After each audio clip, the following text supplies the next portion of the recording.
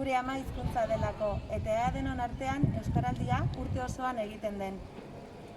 Niretzat garrantzitsua da euskaraldian parte hartzea, ariketa praktikoa delako, ezagutzatik egitera pasatzeko.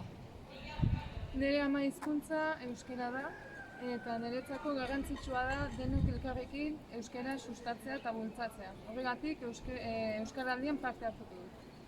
Urnietan, hau bizi izatea nire adinako jendearekin ez da erreza, gehienak kanpotik etorri direlako eta bere hizkuntza erderaz egiten dute. Hala ere, gazteen artean gero eta gehiago zabaltzen eta indartzen ari da.